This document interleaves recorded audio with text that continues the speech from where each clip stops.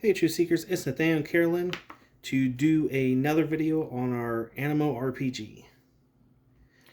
The idea of this particular video is to kind of go over the way we set it up and the rules. Not that this is going to be a game that is for sale. We don't have the rights for that. This is simply a fan-made thing that we wanted to do. But we've gotten a few questions from you guys, so we wanted to try and answer those. Yep. So beginning, we went ahead and made our copy of the game, including all of our cards and things like that, on the Game Crafter website. It's one that we've used in the past. So that's where these components and things come from. If you want like a specific, like, oh, how big is that box? We want to know, blah, blah, blah, blah, blah. Just ask, we can let you know. So to begin, we just have your basic box. It was the, what, large, extra large size, something like that? The large retail box. So simple, and this one is, like I said, for the RPG game, so it has a lot of extra components for it. So we're going to go ahead and open those up. To begin, we have a game board. Dun, da, da, yay! And it is just the quad fold board? Yep, it's your basic quad fold. How many spaces are there? 25 total. Yep. So this was the largest size board that they had. If we really kind of wanted to have one extra size, but they didn't have them that size, so we kind of went along with this. So that is the game board. Do we want to go ahead and move the box real quick and set this up under it? Yep. Okay. Moving along to what is inside of it. Would you like to explain your lovely thought behind these? Okay. So we were running into a problem as we were using Power Card of just space and using more markers and tokens, so we decided to go ahead and order a bunch of like kind of like poker chips or token chips. And we got stickers and we shoved them on there. Yep. So it saves space, it saves time, and so these are your power markers. Yep. Instead of using actual power cards, the regular colors are the same colors that you see in the game. The white ones are your specialty, your fasting, or your prayer. Yep. So. And you could easily replace this with about 20 power cards of each of those kinds. Or you could even use things like Mancala beads, anything that's kind of that colored to what you know what it is. Yep. So that's kind of that. The next thing that's really big to talk about are these minis. Some of these minis were with the... Actually, they were all with the Kickstarter. They were all with the Kickstarter. This one was a specialty, like, wasn't it one of the, like... booster type. So these things. two were part of that. They sold these on the site for a while too, which is how we got a second one of these. Yep. And we just chose these specifically because honestly, the entire idea for this game started because these things existed. Yep. Because we're like, we want to do something with them. And that's literally where the entire idea from the game came. And so, I'm not certain if they still have the Prayer Gwen. I think they still have the Lumini figure on the website. But you can get the Percy and Trestle in the starter deck still until they sell out of those. That print run, yeah. So, just FYI, that's where the game came from, is because these little dudes exist. And then, next. So we have, let's go with, the cards that people keep asking me about. Okay. Let's go before we actually get to the Animo cards. Alrighty. So we have these cards right here. You'll see we have a start square, so you don't even need the quad fold board because you can just get these. Yep, we just like having it because, stuff. And there are about 20 of these type of hearts, and then there's 2 exits and 1 start. And so we have all these. Which originally we had, 80 of the heart cards or some ludicrous amount that we were like, oh many. Yeah, we need this many. And we're like, we were dumb. This was dumb. Yeah. So I went through them and was like, oh, I think this one's a good one. Oh, I think this one's a good one. And so I got to mill them out and we kind of came up with these. Yep. There's still some days we're like, oh, this is too many. But yeah, and these are perfect square cards. Yep. They're 3x3s, I believe.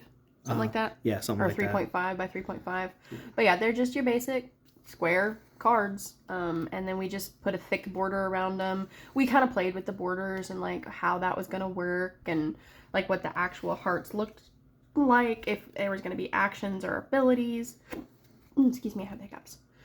So yeah, so your basic card fits in the square, call it a day. But yeah, you don't need the board. This is your board. And so that could be a lot easier, and actually you wouldn't need the massive size box either. But that's just what we wanted because we wanted to try and do it without make it just to throw an idea I just had, we should just have like the start in like a corner. No. Just for us a couple different games. No. Because that'd be fun. No, I don't like that. All right. So next we have our little tokens. So if you saw in the heart deck, there are locked rooms and there are unlocked rooms. So if you have a locked room, you want to know that that room is unlocked, we got these little tokens for the unlock sign. So that when the room is unlocked, you can easily see that the room has been unlocked. Easy enough there. And these were just like some basic pieces they already had on the Game Crafter. We did not design these. Actually, I did design half of that. Oh. And then as you search a room, you put these on the times that you searched it. And then if you go to heal the heart, you remove all the stuff off of it because the healed heart obviously has been searched and opened. Yeah. I also found that they had like actual magnifying glass tokens on the Game Crafter, but those were extremely expensive. Oh. Yeah. And then along with the heart cards, if you heal a heart, so if you have a broken heart, you can heal the heart. You would then put this over it. It is a nice clean looking thing that goes over it. Oh, that one says healed. Yeah. So I had two different kinds. One for the pure heart, so we still had the ability on it. Oh, that's right. And then this. So this one would cover that one. And so that way you don't see the action of the ability anymore. And then now you have a nice new healed heart. And then your clean hearts would have this, so you could still see that through it. Which you do need to take that off of there somehow. Well, I just need to leave the heart. Yeah. I just leave the heart on there and just take off all text. Yeah, we're still kind of playing with it. But yeah, you've got these nice little I just wanted to reference regular like poker deck sized cards. And yeah, we just stuck text on it and did that. They didn't have square ones of these on the Game Crafter, which is why these are poker size and not actual heart. Yeah. The square size. Yeah, we did talk about that a few times. Yep. And then you want to explain the dice idea? All right. It's not really part of the game, but it's also, they're broken. Yeah, so we... They're broken. We broke them because we can't number, right? Yeah. So these dice, you need dice in order to play this game so that way you can unlock hearts. And so I just got a bunch of dice and I put like a cine icon on one. I put the Holy Spirit icon on them. So that way they were like Animo themed dice. And I thought that was cool because other card games like have themed dice. But Animo doesn't really use dice, so they don't need themed dice. But I thought it'd be something cool. But then I also made these dice, which just have like all the symbols on them, since there were 6 symbols at the time. And we have an idea for like a hard mode version to where you roll these and that's like what kind of Animo you get or something like that. But these are not necessary to the game. They do not have a place in the game right now. I did use these at the card shop while playtesting to roll to see what starter you get. Oh, that's fun too. Yeah. So, yeah, these are not necessarily part of the game. They're just for funsies. Yeah, you just need a regular need a regular 6-sided dice. Yeah, and you'll notice that when we play, when we roll our Jesus dice because we add an additional rule that if you roll Jesus, you automatically unlock the heart. That too. Then we also have decided to have 3 just blank things to represent actions. Yes. So that way we can actually keep track of how many actions we've used in a turn. And then we can pass these on to the next players. This has actually been very helpful to keep track of things. Yep, because if you're doing so many things at once, that can be difficult to remember. Oh, how many actions do I actually need? Because there's free actions, there's etc. Yep. The next thing you need to know specifically is you have starter Animo. They're in different colored sleeves simply for our brains. And so these are matching to your tokens. These are your starter Animo. So these are ones that grow. Peregrine does not. But we chose these because they have little people with them. We only chose... There was really no other braining behind that. It's just because we have tokens for them. Yeah, I tried to come up with Animo would be best balance, and right now there's not an easy solution for that. There's not. So unless we made our own minis, which we do not have that ability. We are not smart enough, and we don't plan to be. And this is the growth deck. These are the growth stages for Animo that are in the deck. So you've got your starters... You've got different ones that we have in here that we thought would be good to grow. So we've got all of those as your growth deck. So that is in a different space. They don't get shuffled into the regular deck because, it'd be a bummer if you accidentally, drew this guy and you don't have a smaller one and that'd just be lame. Yeah. And broken. And so there's that. And then finally, well, and growth's also a major part of the Animo game and franchise. So we have to incorporate growth in a way. So now this right here is what our main deck is. It is 65 cards. It could just be 60 cards. And technically that could just be a playable Animo deck. Pretty much. Which was kind of the original idea behind the game, is that you could take a regular Animo deck and just do something extra fun with it. That was like the idea behind it. So that's what's in the box. Yep.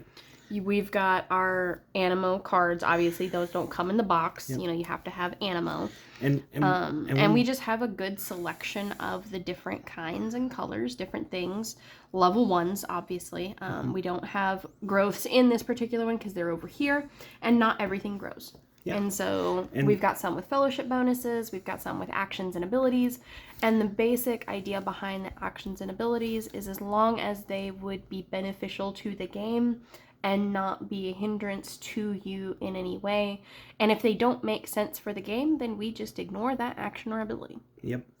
And so what I try to focus on making certain I had at least 6 of each kind. Yep. And always have at least 1 ultra in there.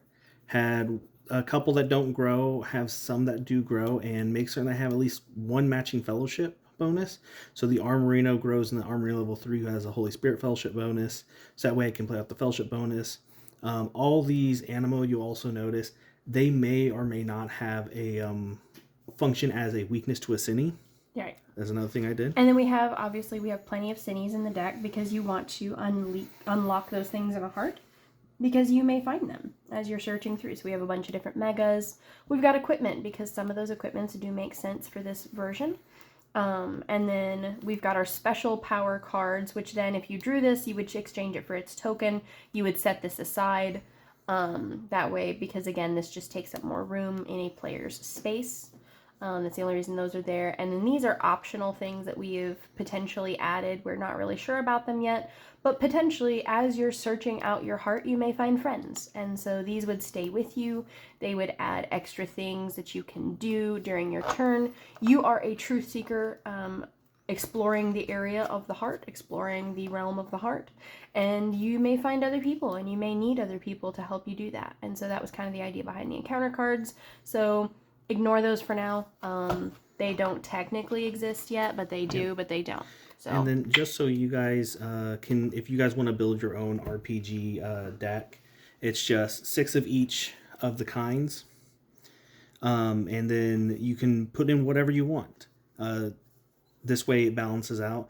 Quite frankly, if you just want to have just only Faith Animo in a deck, you can do that too, because this is like your own custom thing that you can build. In the Cinis I mentioned, I try to make certain that I have the weakness of each of these Cinis inside this game somewhere. So that way you can still do the Bible verse challenge to defeat Cinis, because I still want to encourage that. But yeah, again, the idea behind this was not that this would become a sellable thing. It was simply just we had minis, we wanted to use them, so we came up with a format that would make us be able to use the minis, because these guys are just cool. And if you want to, 30 Virtuous Animo, 15 Cinis, 7 equipments, and 8 power cards. That's all we did. We didn't do any hindrance cards. I do have a way of incorporating hindrance cards, but it's complicated, and I'd rather not do that. And you guys can make up your own encounter cards and stuff. Like, we just printed these off on pieces of paper. And shoved them in. And shoved them in there. That's what we did. Yep. We made our own version of proxies. Yep. But yeah, and so that's kind of the idea behind that. So would we like to get into kind of how the game is played and some of the rules? Yes. We won't go over everything in here because, again, there's a lot of stuff that's just unwritten. For example, like the abilities and or actions on the Animo themselves.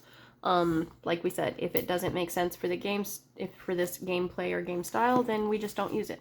That's not really technically in the rules. I don't think it should be, doesn't need to be, but that's just kind of where it is. So not everything is going to be covered. Not everything's going to make sense. Again, this is just we like the game and we want to do something extra with it. Yep. So, to start with, in order to start the game, you have to determine which character you're going to use and what your starting Animo is. And just for the example, we're going to have these 2. Well, set them up here. People can see them. Yep. And I'm just going to stick these over here. All right. I'll just grab out a token or 2. We won't get a whole thing out there. Alrighty. And to start off with, you need all these components in order to play this version. And to move on, we're going to start. So the starting Animo, here are the rules for the starting Animo. Starting Animo, okay. Starting Animo are not to, or cannot be discarded and remain in your small group even after they've been activated. Once a starting Animo has been activated, it cannot be activated for the rest of the turn. So we normally would just turn it to the side. We've used it for the turn. It is still in our small group. All the rest of our Animo would then go to the discard pile once we've used them. But we would maintain this one, and then at the end of our turn, he resets to where we can use him again, because we can't use him more than once in that turn. Yeah, and I've taken like a power token and marked it, like we mark power cards to show that's been used. Yeah, we've flipped it, we've turned aside, we've done just whatever to know, like, hey, we use that thing. Yep. So, I'll set these up on mine.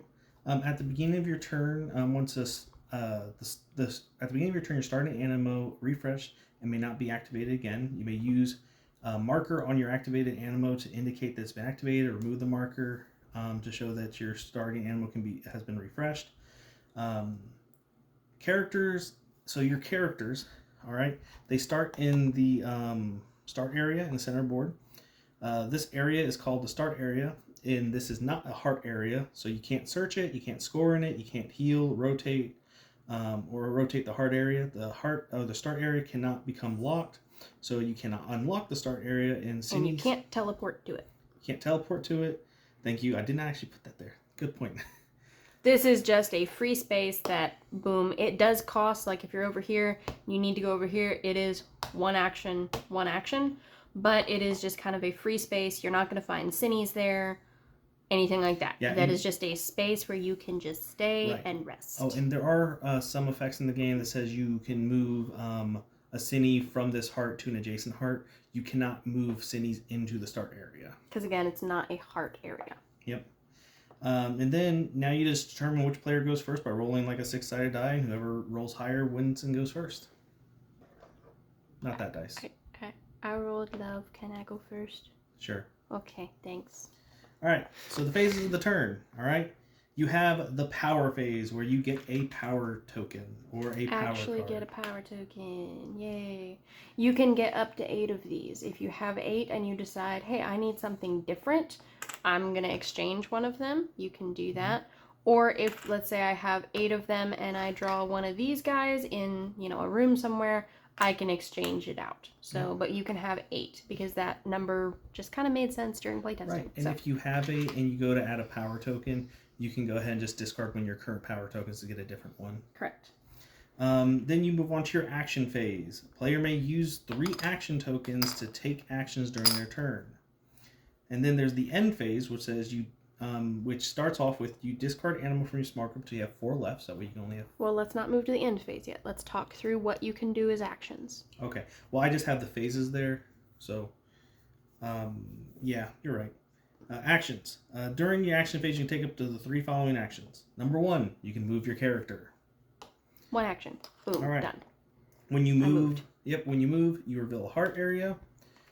And then now you have to line it up. So, hold on. Okay. So here's an anguished heart. He has 2 doors in him. Not 4, just 2. So you have to line them up properly. And that is where you have to go with it. Yep. So he would go this direction, and he has an ability that says at the end of your turn, if there's not a Cinny revealed in this heart, reveal a Cinny from the deck, and then shuffle the deck.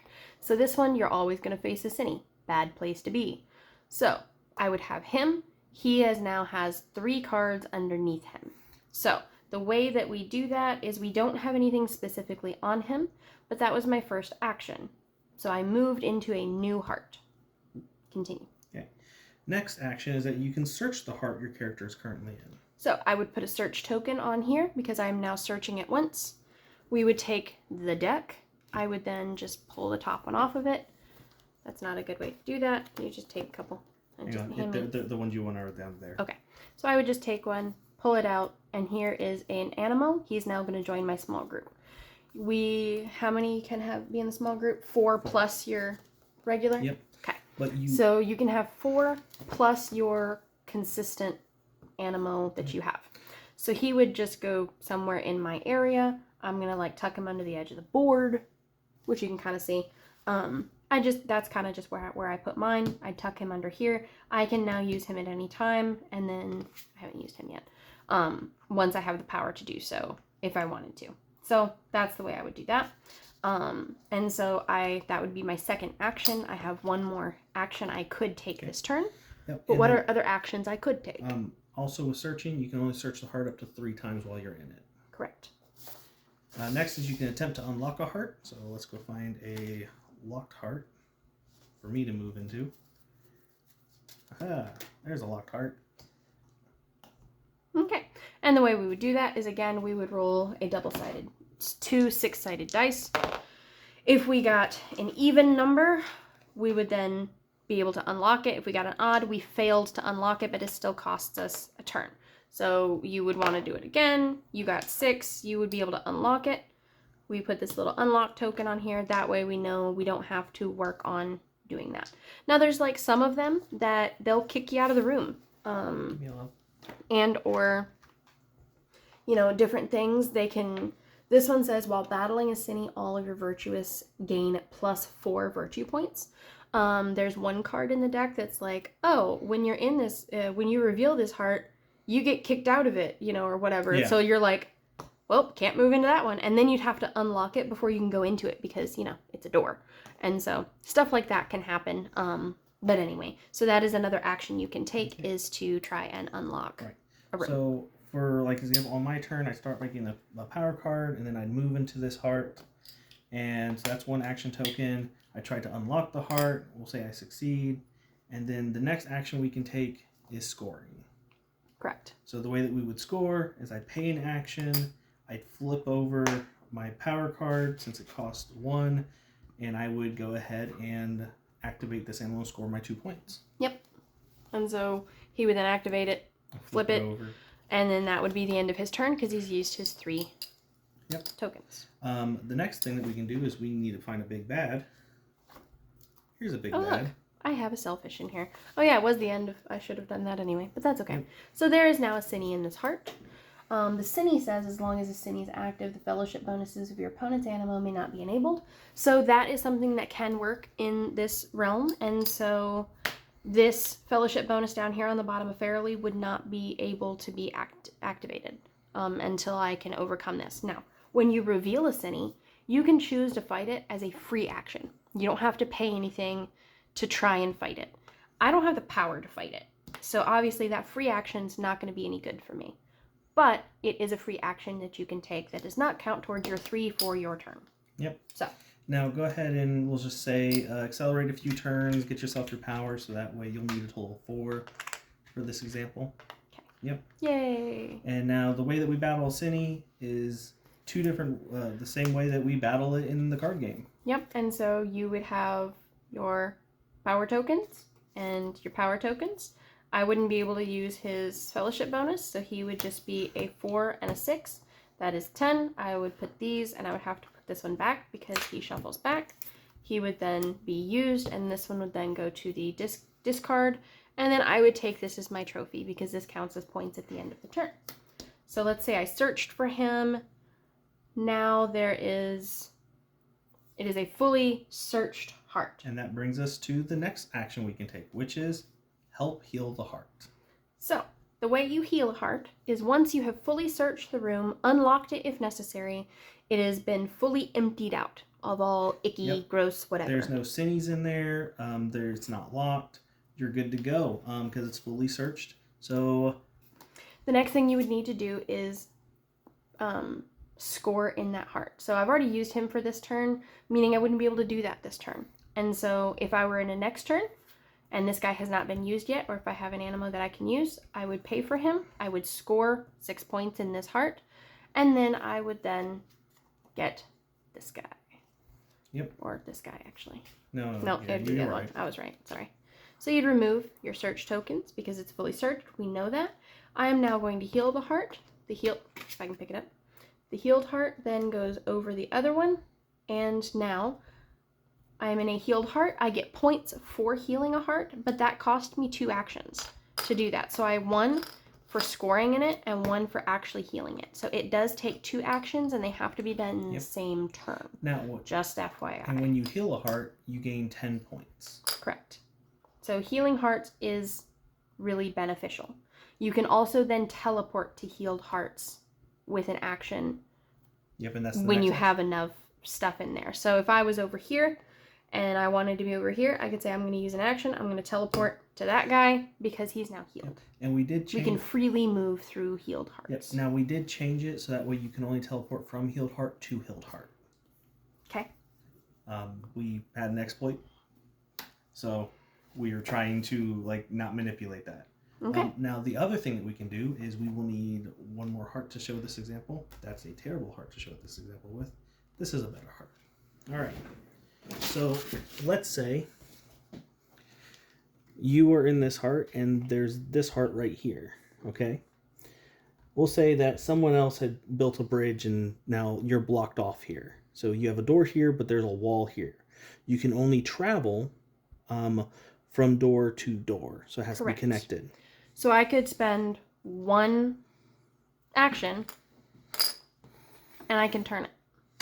Yep. So now I can get in it. They can still, do the thing, but this would now be blocked off if there was another one over here. Yep. So you can turn it. And now, do you have to be adjacent to turn one? Yes, you have to be adjacent to turn it. Also, or in it. Yeah, and if you are in it, now, if you are adjacent to it and it's like this, you can only rotate a heart area so that way it actually connects. You can't rotate it like completely a different direction. To block someone. Just to block someone. So you couldn't be over here and be like, I'm going to turn it so they can't do anything. Yep. Because you can't be rude like that. Yep. But then say like you move into this heart, you've done everything you want in this heart, but you realize this way's blocked off. We'll say this way's the exit or something. You can't go there yet. So you can pay 1 action to just rotate it if you are in that heart to a new direction that you can take. Okay. All right. So to sum up the actions that you can take during a turn. Yep. You can move, which you can move. You can reveal a heart. Which is moving. Not necessarily. Not all moves are revealing hearts. Yeah. So you can reveal a heart. You can move. Yep. What if else? you move into a space that isn't occupied by a heart area, then you can. That's when you reveal it. So that's moving. You can search, which involves the action which involves these little markers. Search. You can attempt to unlock. You can unlock a heart. If you are in something we didn't say is like the reason why locking a heart is no one can enter a locked heart. And you can't leave a locked And heart. you can't leave a locked heart. So if you reveal a locked heart, you're in the room. So it's like you enter it and now the heart's locked. And then you can score. Yep, you can score. Which involves you paying your power cards, the master activation cards, to gain those points. You can battle a Cine. Battle Cine. You can help heal the heart. You can teleport to a healed heart area. And you can rotate a heart. Also, there is another action we haven't talked about. So, you may choose to use 1 action to gain 1 point. So let's say I have fully searched this room. It was locked. I want to heal it, but I can't heal it this turn because I don't have my 2 actions to do it.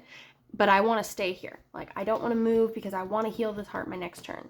I can just spend 1 and just get a point and be the end of my turn. Call it a day. Go on, and then my next time around, I can then use my 2 actions, heal it, and then I can do something else with that 3rd action. Yep. So that is the last action that you can take is by using 1 action and getting 1 point. Okay. All right, continuing. What else can we do? Okay. That's all the actions. Okay. Just to clean up a few things. For search action, if you reveal a power card, you just add the matching power token or a power card from the power deck to your power pool.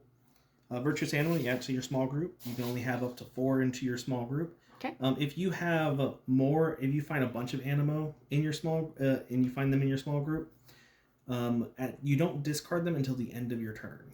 So at the end of my turn, if I've not been able to get rid of them by playing them or whatever, I would need to discard down to my 4, and then I still have this guy. So I would need to discard down to that. Now, if you do reveal an equipment card, you can hold on to that. You don't have to immediately equip it. You just hold on to it, set it aside, because that also counts as points at the end of it if you still have it. But if you decide later on, yeah, I want to throw that on an Animo, you can do so. Yep. Now, real quick, a rule for encounter cards: if you reveal a counter card and you choose to play with those, you can only get an encounter card if you do not have an encounter card. If you do, you add it to your small group. It doesn't count as an Animo because it is a Truth Seeker. And the encounter cards actually have their effects on them, and they're all once per turn. So, okay. So what's next? So once we've done our actions, we can then do what? Score. We then end our turn, right? Yep. Then we. So end what our do we turn. do to end our turn? All right. So during your end phase, let me go back here real quick. You discard Animo from your small group until you have 4 left, excluding your starting Animo. And you apply any end turn effects, like this one had you reveal a Cine at the end of it. Correct. And then you pass your turn and the action tokens to the next player. So you do not. So if you choose not to use your actions, then you're just missing out, and you don't gain those because you can't accumulate a bunch of actions. Right. So these tokens would then be moved to the next person. Yep. I'm done with my turn. We call it a day. You would then take your turns and around the table as such. Yep. Let's see. We have free actions. So free action is like when you reveal a Cine into a room as you're searching it. You can battle that Cine for free, so it doesn't cost you an additional action to fight it. But if you choose to fight that Cine later on, it does cost you an action. So if I were to move into the room and it has a Cine, boom, I now have to and then if pay an action for it. When you pay an action to score, you are paying to score with any number of Animo. I should specify that. So it's not just one Animo. It's I am going to pay for these and I'm going to put all of them out there. Yep. It's not 2 because there's 2 Animo. It's 1 because you're sending them out for score. Yep, so you only pay 1 action token to activate any number of your Animo that you're choosing to activate at that time. Same way with battling. Let's see. I do have the weakness on here, but I'll cover that with free actions. I can move because we covered all those. The gain the point we talked about. Talked about activating. Talked about the power pool. All right, free actions. Okay. So you can attach an equipment. So you may attach an unequipped equipment card to one of your Animo in your small group. Yep. You can trade cards, which is something we rarely do. Once per turn, as long as 2 players agree, they may trade cards they have with another player. So for example, let's say I have an equipment card and he has an equipment card. But he doesn't have any faith Animo. I have a faith Animo, but I don't have any love Animo or whatever it is. Yeah. So I can say, hey, I would like to trade my tools of the trade for your frankincense.